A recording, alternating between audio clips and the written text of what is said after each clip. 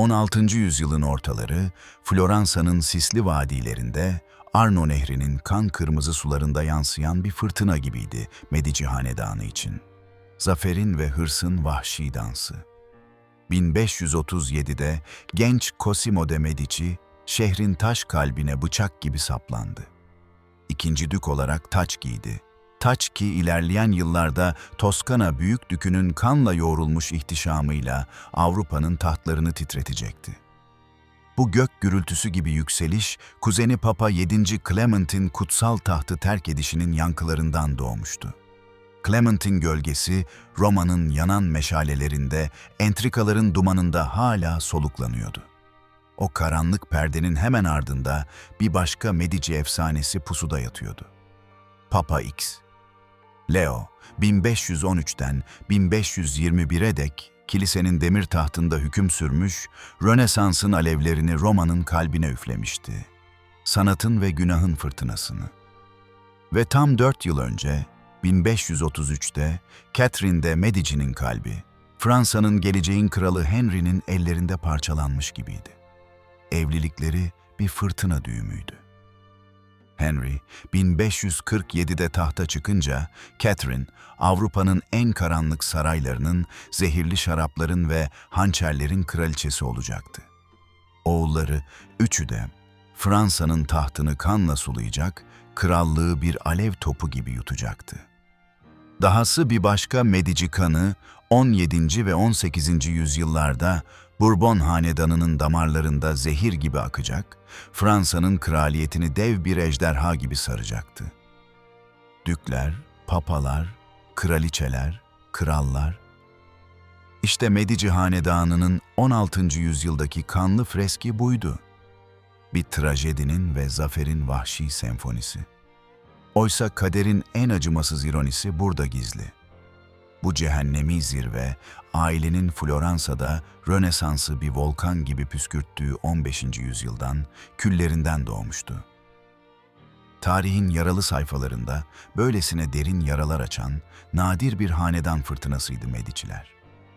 Bu, Toskana'nın lanetli toz yollarından başlayıp dünyanın en kudretli, en korkulan ailesine dönüşen, kalpleri parçalayan bir yükseliş destanıdır. Medicilerin kökeni, İtalya'nın fırtınalı kalp atışlarında, Toskana'nın çamurlu, kanla ıslanmış topraklarında gömülü, bir lanetin ve bereketin vahşi kucaklaşması. Cafaggiolo, Floransa'nın 20 kilometre kuzeyinde, zeytinlerin fısıldadığı, üzüm bağlarının haykırdığı, ölümcül bir köylü cehennemi. Medici adı bir hayalet gibi inler. Orta Çağ'ın kanlı sislerinde Avrupa'da soyadları, kılıç darbeleri gibi doğmuştu, isimler kaderin demir zincirleri. Eskiden ruhlar sadece vaftiz ateşinde yanardı. Bir de doğdukları şehrin gölgesinde boğulurdu. Milanolu Tommaso, Parisli Jun, hayatta kalma mücadelesinin haykırışları. 12. ve 13. yüzyıllarda ise mesleğin laneti vuruldu. Demircinin çekiçleri, fırıncının közleri. Medici Latince medicus'un hekim zehirli fısıltısından doğdu. Bir atanın ruhunu yutmuş gibi, belki bir şifacı, bir halk büyücüsü, otların ve duaların kanlı dansında kaybolmuş. Ama kimdi o? Tarihin karanlık kuyularında bir hayaletin soluğu kadar belirsiz. Zaten o çağlarda tıp, cehennemin kapısında dans ederdi. Büyüyle bilimin bıçak sırtı, bilimsel şifa yerine otların intikamı ve duaların laneti. Daha geniş bir fırtınada bakarsak, Mediciler toprağın lanetli çocuklarıydı. Köylü kanı ama cehennemi bir refahla, şeytanın parasıyla yoğrulmuş. 14. yüzyılın şafağında ellerindeki servet bir volkan gibi patladı. Faizle borç vermek kaderin kanlı kancasıydı. Tam da bu sırada Floransa Cumhuriyeti bir canavar gibi uyandı. İtalya'nın parçalanmış şehir devletlerinden biri olarak Toskana'nın ticaret cehennemine dönüştü. Pisa ve Siena gibi rakipleri bir kılıç darbesiyle boğazlanarak geride kaldı. Bankacılığın ve sanatın kanlı beşiği oldu. Mediciler fırtınanın kalbine atladı. Kısa sürede şehrin en vahşi banka hanedanlarından biri oldular Altın selini ellerinde boğarak Rönesans'ın finansörleri haline geldiler. Bir imparatorluğun, bir felaketin mimarları. Medici ailesinin iktidara yükselişi hem parlak hem de acımasız bir zaman ve mekanda gerçekleşti. Yaklaşık olarak 1000 ile 1300 yılları arasında uzanan tarih dönemi olan Yüksek Orta Çağ, Avrupa toplumunun ekonomik, politik ve kültürel açıdan büyük ölçüde geliştiği bir dönemdi. İtalya, bu ilerlemenin temel bölgelerinden biriydi. Bunun başlıca nedeni, her biri Akdeniz çevresinde önemli ticaret faaliyetleri yürüten Venedik, Floransa, Cenova ve Pisa gibi güçlü ticaret şehirleriydi. Buradaki hükümetler daha güçlü ve verimli hale geliyor, okuryazarlık seviyeleri artıyordu. Şehirler ve kasabalar ile üniversiteler, Bologna ve Pisa gibi yerlerde ortaya çıkmaya başlıyordu. O dönemde Floransalı Dante Alighieri'nin 14. yüzyılın başlarında yazdığı İlahi Komedya gibi ilk büyük Rönesans edebiyatı eserleri de yazılmaya başlanmıştı. Giotto gibi ressamlar da Avrupa sanatını devrimleştirmeye başlamıştı. Yakında Yeni Çağ'ın ilk hümanist alimleri Avrupa'yı dolaşarak kıtanın manastır kütüphanelerinde kayıp Yunan ve Roma yazılarını aramaya başlayacaktı. Yine de aynı zamanda İtalya vahşi bir yer olabilirdi. Yarımada onlarca şehir devletine bölünmüştü. Bunların en önde gelenleri, Orta İtalya'nın büyük kısmını kontrol eden Papalık Devleti, güneydeki Napoli ve kuzeydeki Floransa, Cenova, Venedik ve Milano gibi cumhuriyetlerdi. Bu yerlerin politikası giderek daha şiddetli hale geliyordu. Condottiere olarak bilinen askeri paralı askerler, Milano gibi yerlerde iktidarı ele geçiriyor, şehir devletleri arazi ve güç için birbirleriyle savaşıyordu.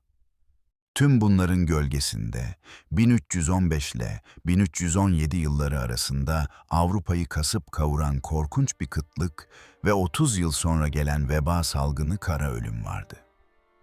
Şiddet ve ölümün bu arka planında, kültürel yenilenme ve canlılığın hemen yanında yaşayarak Medici ailesi Floransa'da iktidara yükselecekti. Medici ailesinin bildiğimiz ilk üyeleri 14. yüzyılın ilk yarısında ortaya çıkıyor. O zamana kadar ailenin birkaç üyesi Floransa'ya taşınmış ve orada bankacılık sektörüne girmişti. İtalyan bankacılığı Yüksek Orta Çağ'da yenilikçiydi. Şehir devletlerinde tüccarlara para veren ve kredi notlarıyla diğer şehirlerdeki bankacılarla bağlantılar kullanarak uzun mesafeli ticareti kolaylaştıran bankalar ortaya çıkmıştı. Averardo de Medici o dönemin Medici bankacılarından biriydi. 1350'lere gelindiğinde refah içinde olduğu açıktı.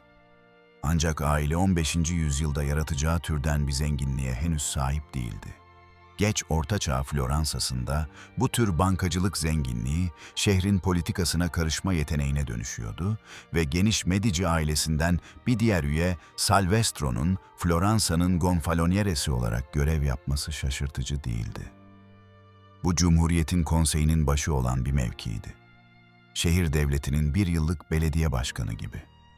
O, 1378'de başlayan ve 1380'lerin başlarında birkaç yıl süren Ciompi isyanında, Floransa'nın zengin vatandaşlarıyla Ciompi olarak bilinen esnaf arasındaki tartışmalı bir mücadelede suçlandı. 14. yüzyılın son çeyreğinde Medici ailesinin bir yüzyıl önceki kırsal köylü kökenlerine rağmen Floransa'nın en zengin vatandaşlarıyla daha çok ortaklık hissettiği ve orta ve yoksul sınıflarla değil, dikkate değerdir. Salvestro Ciompi isyanında zorlanırken, kuzeni Giovanni di Bicci di Medici yetişkinlik yıllarına giriyordu. Averardo de Medici'nin oğullarından biriydi. Babası erken ölmüş ve her oğluna servetinin ve bankacılık işinin bir kısmını bırakmıştı. Giovanni bu bölünmüş mirastan pek fazla almamıştı. Ancak büyük işler başaracak olan oydu. Önümüzdeki birkaç 10 yılda işini akıllıca büyüttü ve ailenin diğer mali faaliyetlerini kendi kontrolü altında birleştirdi. Bu şekilde Medici'nin para verme işinde çalışan geniş bir aile yerine Floransa'da belirgin bir Medici bankası ortaya çıkmaya başladı. Giovanni onu 1390'larda, 1400'lerde ve 1410'larda katlanarak genişletti. İtalyan şehir devletlerinin çatışmalarla boğuştuğu ve papalık içindeki bölünmenin Güney Fransa'daki Avignon'da rakip bir papanın kurulmasıyla devam ettiği bir dönemdi. Giovanni bu olaylara karışan çeşitli taraflara sermaye vererek para kazandı. Kara ölüm sırasında ve sonrasında durgun geçen yıllardan sonra ticaret de yeniden canlanıyordu. 1429'da öldüğünde Medici Bankası'nı zaten İtalya'nın önde gelen mali kurumlarından biri haline getirmişti. İş, oğlu Cosimo de Medici'ye devredildi. Cosimo bugün Medici ailesinin büyük patriği ve Floransa ile Toskana'daki Rönesans'a verdiği himaye ile hatırlanır. Ancak babasının ailesinin muazzam servetini kurmak için yaptığı ağır işlerin omuzlarında duruyordu. Cosimo de Medici, 27 Eylül 1389'da Floransa'da doğdu. 1410'lara gelindiğinde babasının işine yoğun şekilde karışıyordu. Örneğin 1415'te modern İsviçre-Almanya sınırına yakın Konstanz Konsili'ne katıldı. O dönemin büyük bir kilise ve siyasi konsiliydi. Roma ve Fransa'daki rakip papalar arasındaki papalık ayrılığını yargılamak içindi. Medici Bankası, Papa 23. John'a bağlanmıştı. Ancak Konstanz'da Katolik dünya onun iddiasını reddetti. Cosimo'nun zaten Medici Bankası'nın operasyonlarının merkezinde olduğunun bir işareti Konstanz'a gönderilmesidir. 1420'lerde babasından aile işini devralmaya başladı. Babası 1429'da öldü. Bundan sonra Cosimo mali işlerini Floransa politikasında yükselişiyle birleştirdi ve büyüyen siyasi gücünü bankacılık işini yukarı çekmek için kullandı. İtalya'daki diğer büyük aileler gibi, Milano'nun Visconti ailesi gibi, Cosimo Floransa'nın fiili aristokrat hükümdarı veya dükü olmayı denemedi. Cumhuriyet hükümetini yerinde bıraktı ve bunun yerine aile üyelerini ve müttefiklerini üst düzey mevkilere seçilmek için destekleyerek ve şehrin güçlü loncalarından seçilen 9 kişilik Signoria Konseyi'ni domine ederek onu kontrol etmeye çalıştı. Bu şekilde Cosimo doğrudan hükmetmeden son derece etkili oldu. Aynı zamanda her şeyi kendi yolunda yapamadı ve Palla Strozzi, Albizzi ve Pazzi aileleri gibi rakip Floransalı bankacılık ve tüccar aileleri, Medici'nin Cumhuriyet'teki büyüyen egemenliğine direnmek için bir anti-Medici fraksiyonu oluşturdu. Cosimo sadece güç açlığı çeken bir bankacı ve siyasi patron değildi. Kültürlü bir adamdı ve bir vizyonerdi. Medici Bankası'nın başı ve Floransa'nın yükselen gayri resmi birinci vatandaşı olarak geçirdiği zamanda doğduğu şehrin sanatsal ve kültürel gelişimini, İtalya'yı ve sonra Avrupa'yı yankılandıracak şekilde himaye etti. Bunun birçok öncülü vardı. Floransa ve Toskana bölgesinin Rönesans'ın doğum yeri olarak nasıl geliştiğini zaten gördük. Dante burada ilahi komedyayı yazdı. Francesco Petrarch ve Giovanni Boccaccio da Toskanalıydı ve Dante ile birlikte 14. yüzyılda edebi Rönesans'ı başlatan 3 yazar olarak kabul edilirler. Boccaccio Decameron'u yazdı, Geoffrey Chaucer'ın Canterbury hikayelerine benzer kısa hikayeler derlemesi, Petrarch ise İtalyan hümanizmini, Yunan ve Latin metinlerini yeniden keşfetmeye odaklanan yeni bir öğrenim yaklaşımını herkesten çok belirledi. Cosimo doğduğunda sanatsal ve edebi Rönesans Floransa'da genişliyordu ve Lorenzo Ghiberti gibi yeni nesil sanatçılar şehirde dikkat çekmeye başlıyordu. Cosimo'nun babası bu çalışmalara himaye ediyordu. Ghiberti'yi himaye etti ve şehrin merkezindeki vaftizhaneyi süsleyen oymalı bronz kapıların üretilmesini seçilmesinde etkili oldu. Giovanni, ayrıca Floransa Katedrali'nin üzerine dev kubbenin geliştirilmesinde Filippo Brunelleschi'yi sorumlu yapma kararında rol oynadı. Ancak Medici ailesinin katedral projesini finanse etmediği belirtilmelidir. Bu, Floransa halkı tarafından gerçekleştirilen bir sivil projeydi. Cosimo babasının izinden giderek sanatı himaye etti. Pek çok sanatçı, heykeltıraş ve mimarı çeşitli projelerde istihdam etse de ikisi özellikle öne çıkar. Michelozzo ve Donatello. Michelozzo, Cosimo tarafından Palazzo Medici'yi tasarlamak için işe alındı.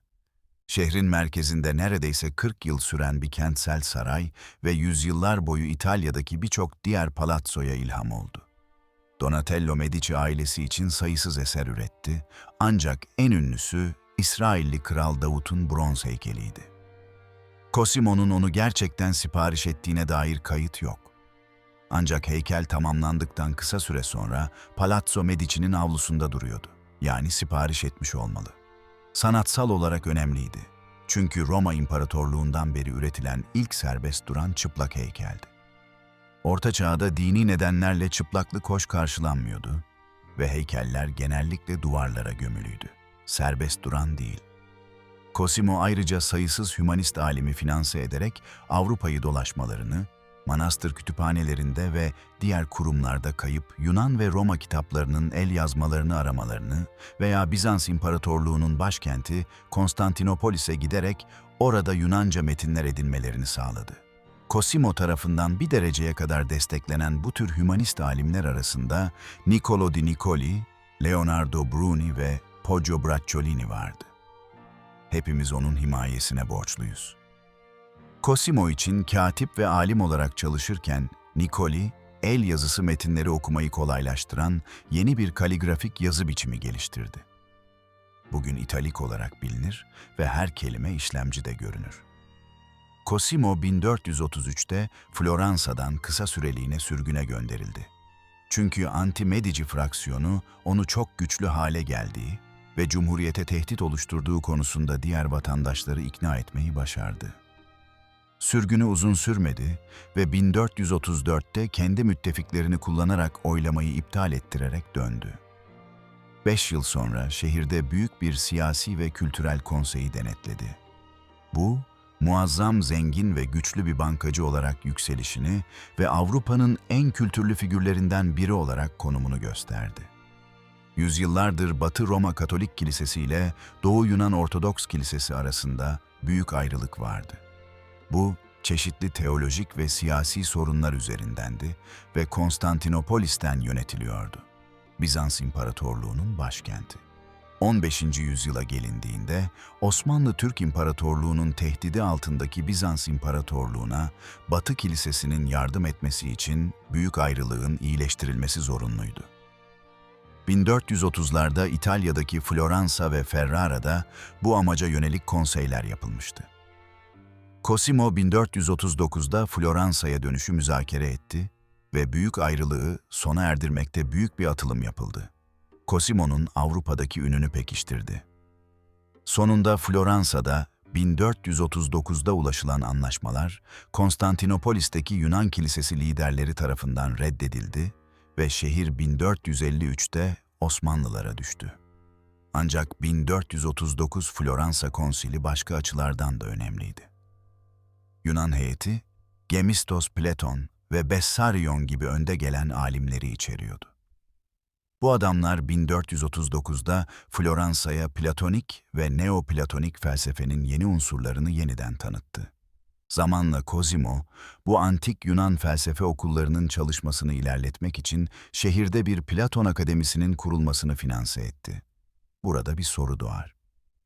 Cosimo de Medici'nin onlarca sanatçı ve alimi himaye etmesi, okullar kurması ve Batı ile Doğu kiliselerini uzlaştırmak için büyük uluslararası konferanslara başkanlık etmesi için ne kadar zengin olduğu.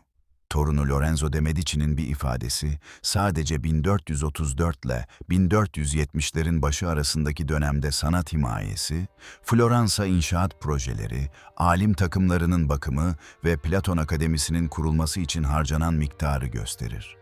Yaklaşık 600.000 florin olduğunu iddia etti.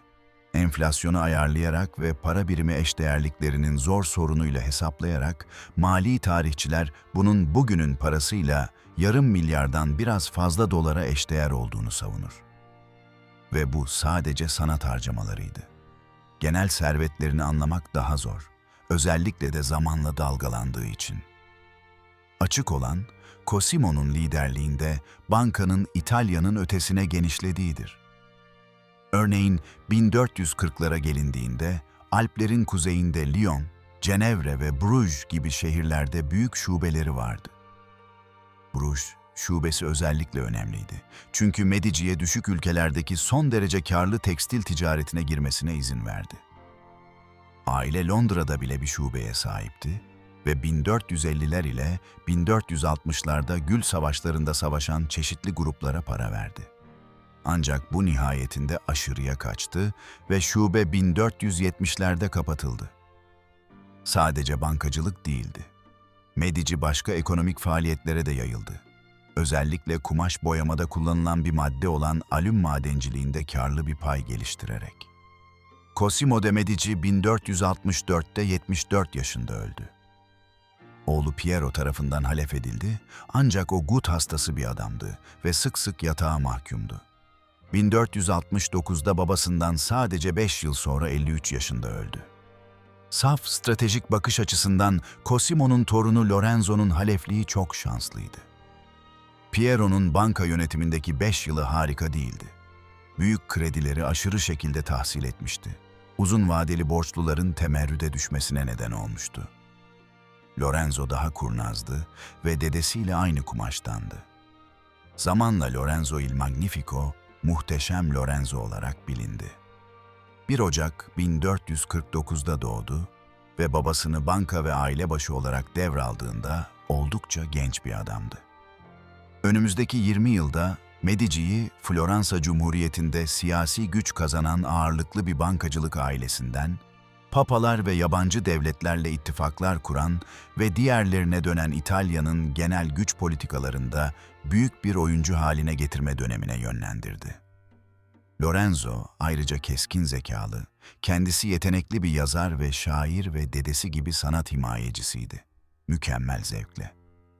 Lorenzo'nun başarılarının ve Il Magnifico adını kazanmasının çarpıcı olanı çok genç öldüğüdür.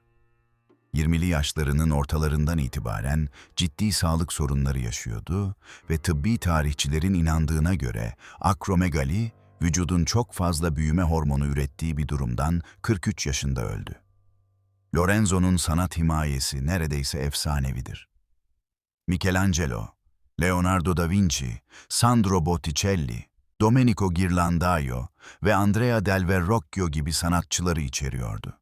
Ancak bu bireylerin Medici himayesinden ne ölçüde yararlandığı veya Lorenzo'nun saltanatı sırasında nasıl geliştiği karışıktır. Örneğin Michelangelo 1475'te doğdu.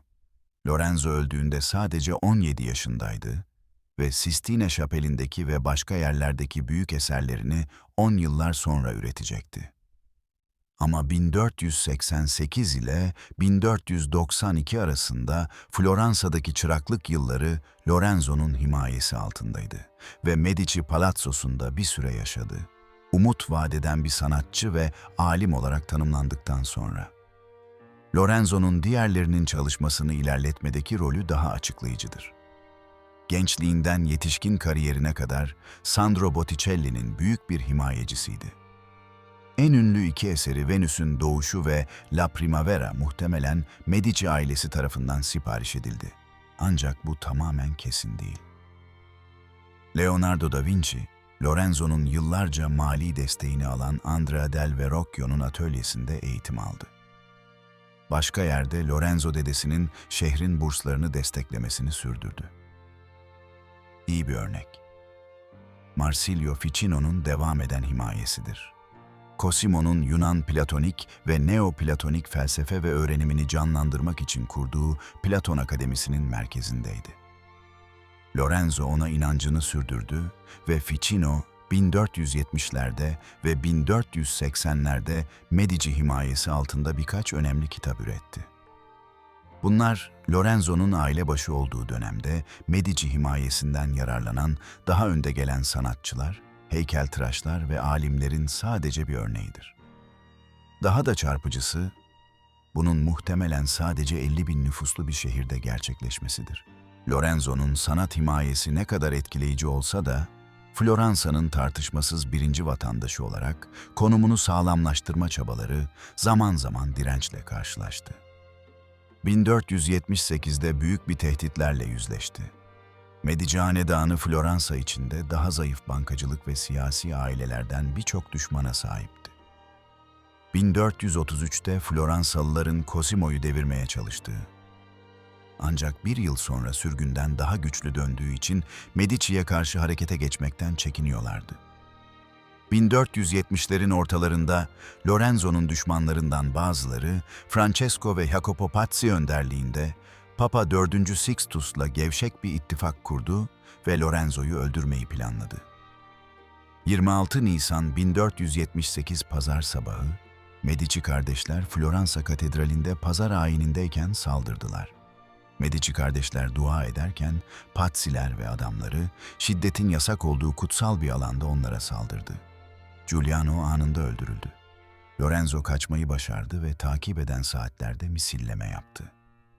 Pazzilerin Medici'den şehri ele geçirme planladıkları isyanı başlatma çabalarını ezdi. Pazziler ve suç ortakları avlandı ve öldürüldü. Jacopo Pazzi sonunda işkence gördü ve kafası kesildi. Kafası kısa süreliğine Palazzo Pazzi'nin girişinde kapı tokmağı olarak asıldı. Sonrasında Papa tarafından aforoz edilse de Lorenzo'nun Pazzi komplosuna yanıtı, düşmanlarıyla başa çıkmadaki acımasızlığını gösterdi. Uzun vadede konumunu güçlendirdi. Çünkü komployu şehrin düşmanlarından kurtulmak ve gücü daha sağlam ellerde toplamak için kullandı. 1478'den sonra kimse Lorenzo de Medici'nin şehrin hükümdarı olduğundan şüphelenmedi. Yüzeyde cumhuriyet kurumları yerinde kalsa bile.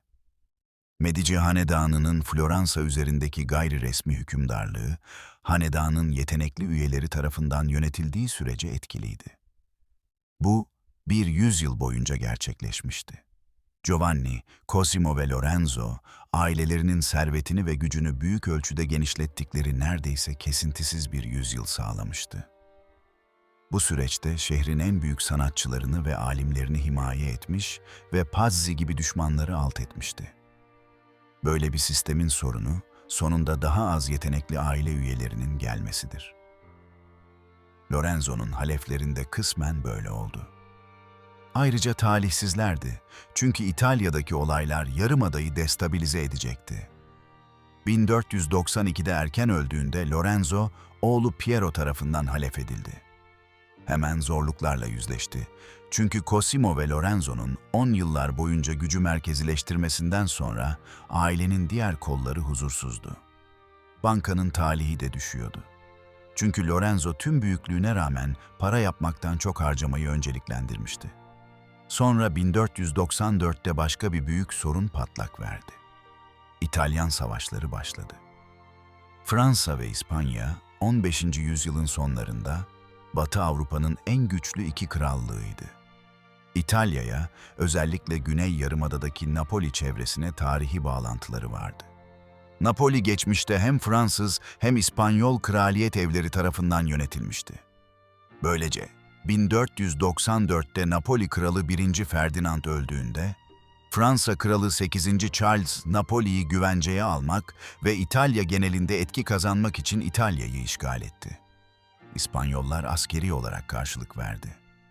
Şimdi başlayan İtalyan savaşları 65 yıl sürecekti. 8. Charles'ın 1494'teki İtalya işgaliyle başlayan savaşlarda her İtalyan şehir devleti taraf seçmek zorunda kaldı. Fransızlarla mı yoksa İspanyollarla mı ittifak kurmanın fayda sağlayacağını dengeleyerek. Birçoğu 10 yıllar boyunca politikalar değiştikçe taraf değiştirdi. Çatışma ayrıca belirli şehir devletlerindeki farklı fraksiyonlara rakiplerini devirme fırsatları sağladı.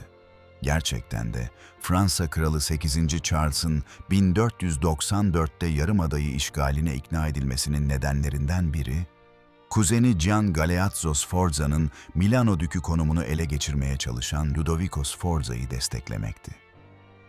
Floransa'da Fransızların Yarımada'yı işgali Mediciler için sorunlar yarattı. Charles Akdeniz'de İspanyollar karşısında deniz gücü açısından ezilmişti ve Napoli'ye güneye kampanya yapması gerekiyordu. Bu, Toskana ve Orta İtalya'daki papalık topraklarından geçmek anlamına geliyordu.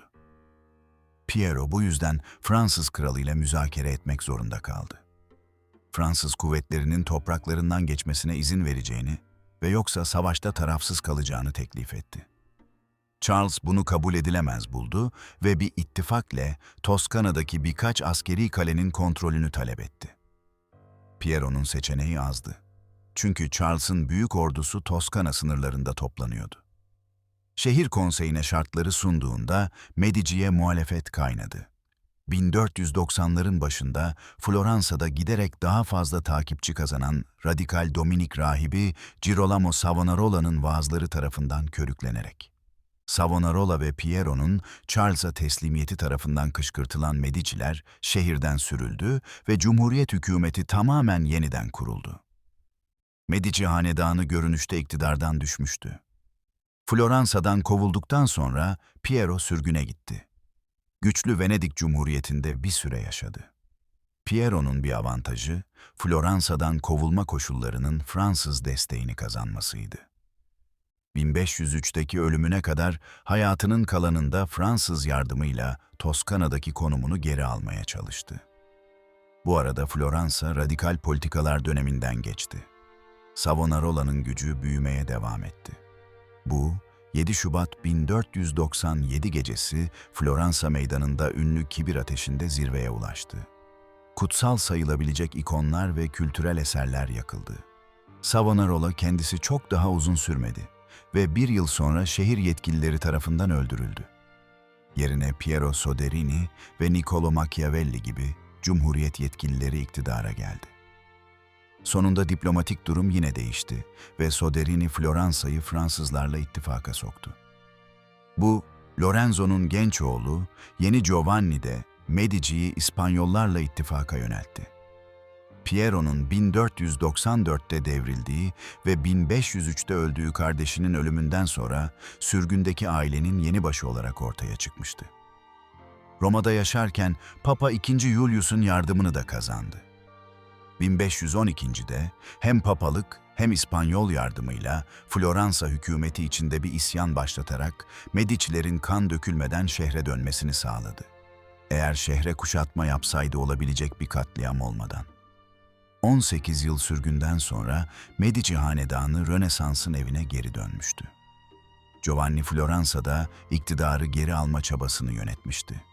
Ancak babası, dedesi ve büyük babasının yaptığı şekilde şehir devletini yönetme niyeti yoktu. Bunun yerine papalığa göz dikmişti. İkinci Julius, yaşlı ve hayatının sonuna yaklaşıyordu ve Giovanni Roma'da yeterince bağlantı kurmuştu. Böylece genç kardeşi Giuliano'yu Floransa'ya yerleştirdi. Papa Julius, gerçekten de 21 Şubat 1513'te öldü ve Giovanni Mart başında Papa II. Leo olarak seçildi. Bir yüzyılda 4 Medici papasının ilki. Giuliano'nun Floransa'daki hükümdarlığı kısa sürdü. 1516'da öldü. Yine de 1512'den itibaren yeğeni, 1494'te devrilen ve 1503'te ölen Piero de Medici'nin oğlu başka bir Lorenzo de Medici tarafından gölgeleneceği açıktı. Büyük babası Lorenzo il Magnifico adına isimlendirilmişti. Genç Lorenzo, büyük babası ve isimdaşının manevi halefiydi ve önce Medici'lerin önceden etki kazandığı Urbino Dükü olarak kendini kurdu. Ardından 1516'da Floransa hükümetinin başına geçti. Önemli olarak 1510'ların başında yeni Medici hükümetinde kendini rehabilitasyon girişiminde olan Machiavelli, 1513'te prensi Lorenzo'ya ithaf etti. Bu meşhur siyasi risale ve yazarı derinlemesine yanlış anlaşılmıştır. Kurnaz bir ikiyüzlülük ve acımasızlık savunucusu olmaktan uzak, Machiavelli, cumhuriyetçi bir vatanseverdi ve mümkün olduğunda halkının sevgisini kazanarak hükmetmesini Lorenzo'ya tavsiye etti. 20 yıla yakın sürgünde ve Floransa'da iktidarı geri kazanma çabalarında Medici'lerin konumu önemli ölçüde değişmişti. Başlangıçta konumlarına varoluşsal bir tehdit gibi görünen şey, aslında onları daha güçlü kılmıştı. 1494 ile 1512 arasında Venedik, Roma ve başka yerlerde diplomatik bağlar kurarak aileyi Batı Avrupa politikalarının büyük oyuncusu yaptılar. Böylece 16. yüzyılın başlarından itibaren Medici hanedanının hikayesi daha uluslararası bir boyut kazandı. İlk Medici Papa olarak Papa X. Leo, Avrupa'nın en güçlü adamlarından biriydi. Ünlü bir figürdür. Aziz Petrus Bazilikası gibi papalık projelerini finanse etmek için şimdi Vatikan şehrinin merkez parçası olan Papa X. Leo günahların affı için kilisenin sattığı papalık aflarının satışını dramatik şekilde arttırdı. Almanya'daki satışları büyük ölçüde artırma emri, Martin Luther'i papalık ve yerleşik kilisenin suistimallerine karşı protestolarına yol açan kıvılcım oldu. Luther'in tepkisi yoğun destekle karşılandı. Kısa sürede Luther'in mesajına muazzam sayıda insan yanıt verdi. Leo Aralık 1521'de öldüğünde Almanya dini gerilimlerin barut fıçısıydı ve yakında patlayacaktı. Avrupa'da 1,5 yüzyıl dini savaşlar izleyecekti. İlk Medici Papasının mirası. Medici Hanedanı Roma Piskoposunu yeniden ele geçirmek için sadece 2 yıl bekledi.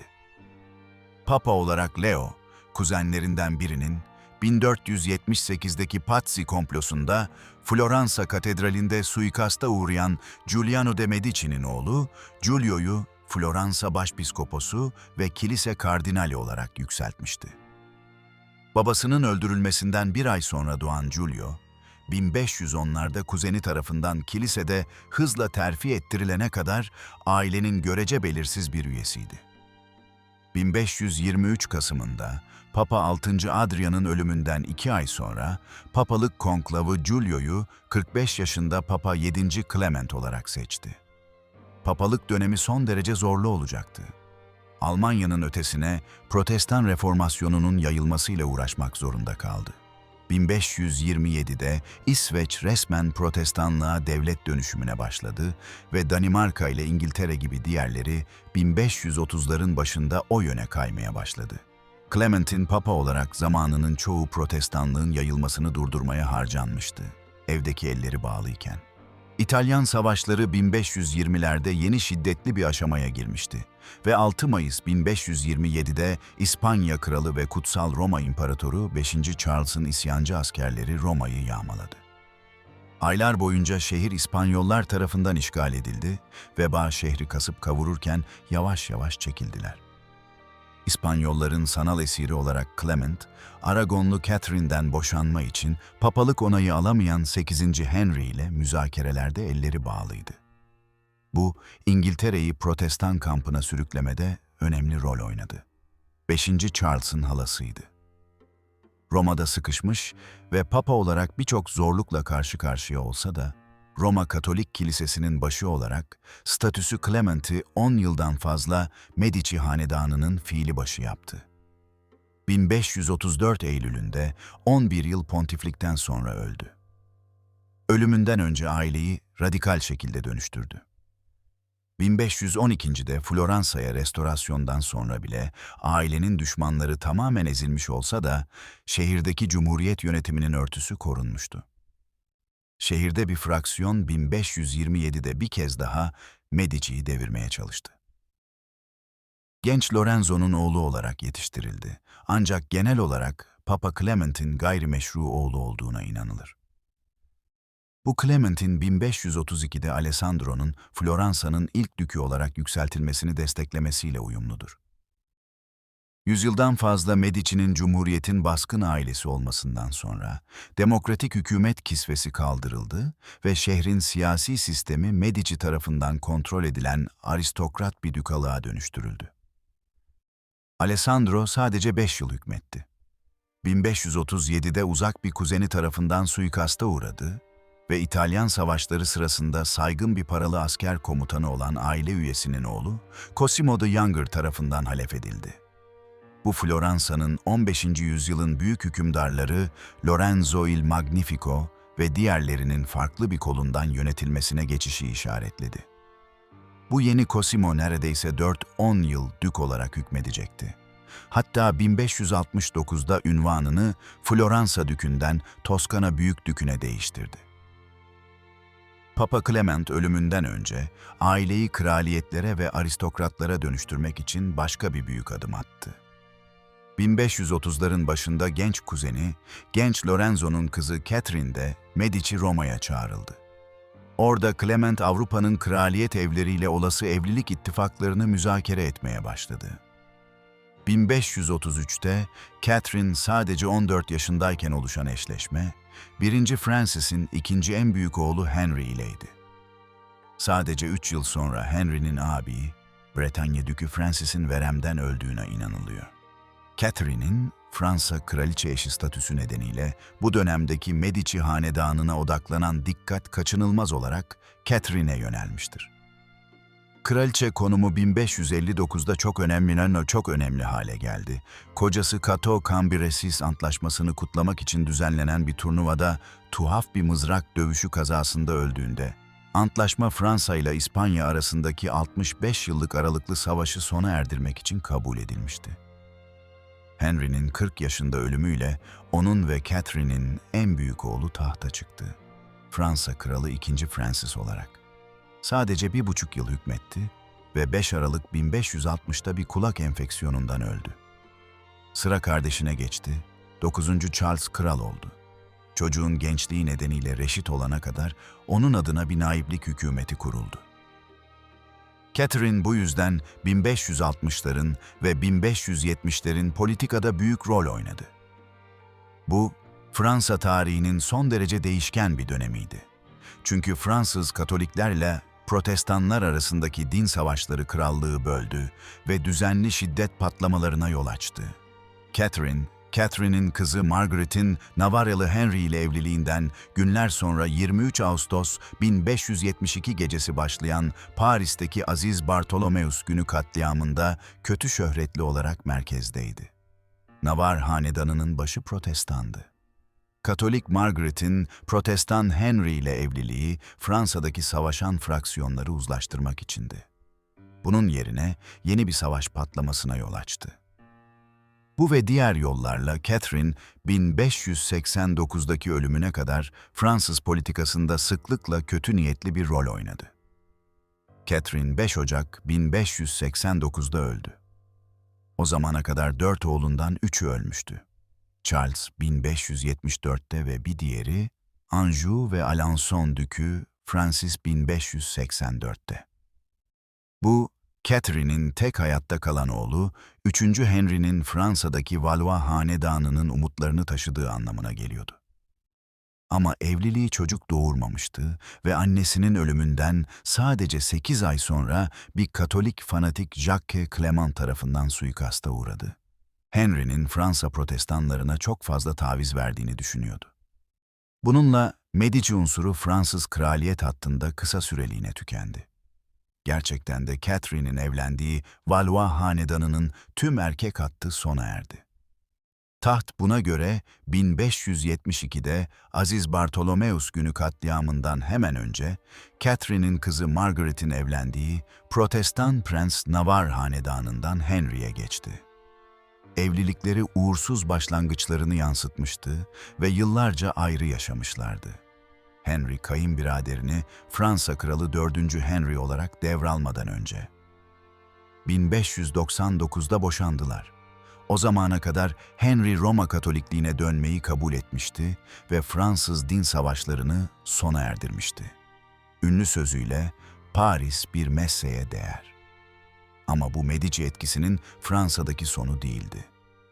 4. Henry Valois Medici gelinini boşar boşamaz başka bir Medici ile evlendi. Bu 1574 ile 1587 arasında İtalya'daki Toskana Büyükdükü Francesco de Medici'nin kızı Marie de Medici'yi. 1587'de ölümünden sonra Francesco, kardeşi Ferdinando tarafından halef edildi. Ferdinando, Navarralı Henry ve Bourbon hanedanının din savaşlarındaki davasının güçlü bir destekçisiydi. Savaş çabasını finanse etmiş ve dini kargaşayı sona erdirmek için Katolikliğe dönmesini teşvik etmişti. Şimdi 1600'de desteğinin bedeli bir kraliyet evlilik ittifakıydı. Henry Ferdinando'nun yeğeni Marie ile evlenecekti. Ve böylece yarım yüzyıldan biraz fazla sürede ikinci kez bir Medici kadını Fransa'nın kraliçe eşi oldu. Medici hanedanından bir üye, Alessandro di Ottaviano de Medici'nin 1590'ların sonunda Fransa'ya papalık elçisi veya da Şii olarak davranması. 4. Henry'nin Bourbon hanedanının ilk Fransa kralı olarak Marie de Medici ile evliliğini kolaylaştırdı. Alessandro daha sonra 1605'te ailenin dördüncü ve son üyesi olarak papa seçildi. Ancak Roma Katolik Kilisesi'nin başı olarak dönemi şaşırtıcı şekilde kısaydı. Nisan 1605'te 27 gün sürdü ve öldü. O zaman 70 yaşındaydı ve kilise taç giyme töreni sırasında soğuk algınlığına yakalanmıştı. Bu arada Fransa'da Marie de Medici, önceki kuzeni Catherine kadar önemli bir hayata sahipti. Sayısız çocuk doğurdu. Bunlardan biri 1610'da 4. Henry suikasta uğradıktan sonra 13. Louis kral oldu. Bu şekilde Marie, Medici hanedanının Fransız kraliyet ailesinin anne hattını Fransız devrimi zamanına kadar oluşturmasını sağladı. Aynı hat 18. yüzyılın başında İspanya tahtını ve imparatorluğunu talep etti. Bir diğer çocuğu kızı Henrietta Maria 1625'te İngiltere, İskoçya ve İrlanda kralı 1. Charles'la evlendi. Bu yüzden Marie aracılığıyla Medici hanedanı 17. ve 18. yüzyıllarda Batı Avrupa'nın tüm büyük krallıklarının hükümdarlarıyla dolaylı olarak akraba oldu. Marie'nin Fransa kraliçesi olarak zamanı Medici hanedanının Avrupa'daki son büyük anlarından biriydi. 17. yüzyıl, 15. yüzyılda Cosimo ve Lorenzo'nun başarılarına veya 16. yüzyılda Leo, Clement ve Catherine'in başarılarına kıyasla bir gerileme dönemiydi. Medici ailesinin Floransa ve Toskana üzerindeki kontrolünü kaybettiği anlamına gelmiyordu. Gerçekten de orada güçleri hiç bu kadar güvende olmamıştı. Sadece Avrupa'nın yüksek politikalarından solup gidiyorlardı. Bu, İtalya genelindeki genel modeli yansıtıyordu. Fransa ve İspanya, 1494'te Yarımada'da hegemonik güç olmak için savaşa girdiklerinde İtalya Avrupa'nın en zengin bölgelerinden biriydi. Bu 16. yüzyılda değişmeye başladı. Avrupa'daki ekonomik ağırlık merkezi Akdeniz limanlarından Venedik gibi Kuzey Atlantik limanlarına Amsterdam ve Londra gibi kaydı. Bu olurken İtalya Avrupa politikalarındaki göreli önemini kaybetti. Hatta kültürel ağırlık merkezi de kayıyordu. Leonardo da Vinci hayatının son yıllarını Fransa'da 1. Francis'in himayesi altında geçirdi. 17. yüzyıla gelindiğinde Hollanda Cumhuriyeti Avrupa sanat ve kültürünün merkeziydi. Bu yüzden Medici'lerin 17. yüzyılda güç kaybettiği değil. Sadece İtalya Avrupa'nın siyasi, kültürel ve ekonomik hayatında ikincil bir oyuncu oldu. Floransa'nın ve hükümdarlarının azaltılmış statüsü bu yeni gerçeği yansıtıyordu. Medici hanedanının İtalya'daki hikayesinde 17. yüzyılda önemli gelişmeler oldu. II. Ferdinando 1621'de Toskana Büyük Dükü olarak halef oldu ve 1670'e kadar neredeyse yarım yüzyıl bu konumda kaldı. 16. ve 17. yüzyıllarda Avrupa'yı süpüren bilimsel devrimde önemli bir figürdü. Kilisenin saldırısına uğrayan Galileo, Galilei'yi savundu. Eserlerinde özellikle evrenin heliosentrik modelini savunan, dünyanın güneşin etrafında döndüğü ve dünyanın evrenin merkezi olmadığı fikri nedeniyle sapkın olarak görülen görüşleri. Kilisenin Galileo'nun çalışmasını bastırma çabalarını engelleyemeyince, Ferdinando 1630'larda ev hapsinde onu ziyaret etti. Daha sonra 1657'de Floransa'da Deney Akademisi'nin Accademia del Cimento'nun kurulmasını himaye etti. Londra'daki daha iyi bilinen Kraliyet Derneği'nden 3 yıl önce kurulmuştu. Bu başarılar bir yana Ferdinando'nun hükümdarlığı Medici hanedanının gerilemesini gösterdi. 1640'lı yıllarda Orta İtalya'daki Castro şehrinin kontrolü için bir savaşa katıldıklarında Floransa hükümeti etkili olarak iflas etti. Bu, Medici Bankası'nın ihtişam günlerinden, İngiltere gibi uzak yerlerde savaşları ve hükümdarları finanse ettiği günlerden uzaktı. Medici hanedanının son büyük hükümdarı vardı. II. Ferdinando 1670'te öldüğünde oğlu 3. Cosimo Toskana Büyük Dükü olarak halef edildi. Cosimo yaşlı bir adam oldu ve 53 yıl hükmetti. İtalyan savaşlarının başında 200 yıl önce şekillenen Medici ile Fransız tahtı arasındaki bağlar, Fransa Kralı 14. Louis'nin kuzeni Orleans hanedanından Marguerite Louise ile evliliğiyle yeniden onaylandı. Ancak diğer açılardan Cosimo III, 15. yüzyılın büyük atalarının zıttıydı. Cosimo de Medici ve Lorenzo il Magnifico, geleneklere meydan okumuş ve Floransa'da pagan yazarların çalışmasını ve Rönesans sanatını teşvik eden bir kültürel hareket yaratmıştı. Cosimo III ise son derece muhafazakar bir hükümdardı. Dini fanatik ve şehirde fuhuş ve hafifliği bastırmaya çalışan biriydi. Evliliği sorunlu hale geldi ve karısı sonunda bir manastıra katıldı. Çocukları oldu ancak yıllar içinde bunlar da varis üretemedi. Hanedanın uzun vadeli sürekliliğini şüpheye düşürdü. Cosimo ayrıca Yahudi karşıtlığıyla bilinir ve Floransa gettolarını, Yahudilerin yaşaması gereken alanı genişletti. Son olarak, hükümdarlığının ikinci yarısının çoğunda Avrupa'nın kraliyet evlerinin onu kraliyet yüksekliği olarak stilize etmesiyle takıntılı hale geldi. Bu, büyük dük ünvanının etkili olarak kalıtsal bir monarşi oluşturduğuna inancını işaret eder. Cosimo 81 yaşında 1723'te öldü. Oğlu Giangastone tarafından halefedildi. Cosimo III'ün uzun hükümdarlığı nedeniyle Giangastone büyük dük olduğunda zaten 50'li yaşlarının ortasındaydı. Saxe-Lauenburg hanedanından Anna Maria Francisca ile evliliği siyasi ve ekonomik nedenlerle düzenlendi. Çünkü büyük bir Alman aristokrat hattının kıdemli bir üyesiydi ve muazzam zengin bir aileden geliyordu. Mutlu olmayan bir evlilikti ve çocuk doğurmadı. 1697'de evlilikten sonra çift sıklıkla onun malikanelerinin olduğu Bohemya'da, modern Çekya'da ayrı yaşadı. Alkolizme düştü, öncelikle Prag'da yaşadı. Sonunda Floransa'ya döndüler ve Giangastone Toskana Büyükdükü oldu. Orada evlilikleri daha tuhaf hale geldi. Giangastone günlerinin çoğunu yatakta geçiriyor ve gecelerini eğlenceye ayırıyordu. Oysa dükal ahırlarda atlarıyla konuşmakla ünlendi.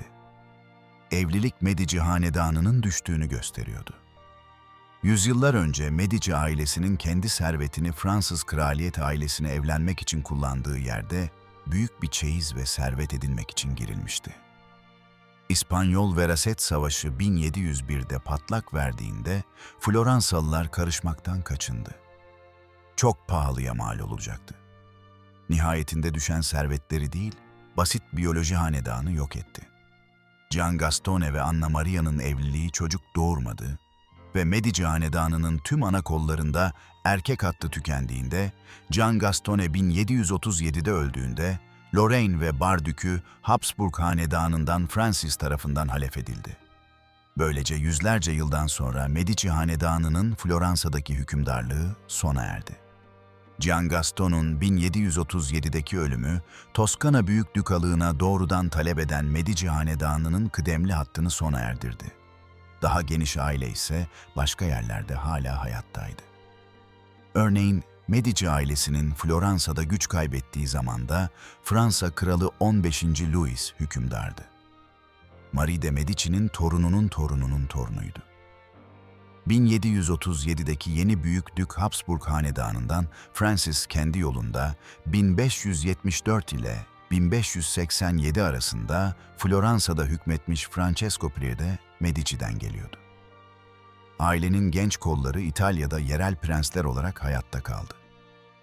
Napoli'den Güney İtalya'daki küçük bir kasaba, Ottagiano'nun prensleri, Medici'nin bir genç koluna mensuptur ve bugüne kadar unvanı tutarlar. Verona'nın batısında Kuzey İtalya'da Caprara ve Gavardo kontları unvanını tutan bir Veronez Medici hattı da vardır.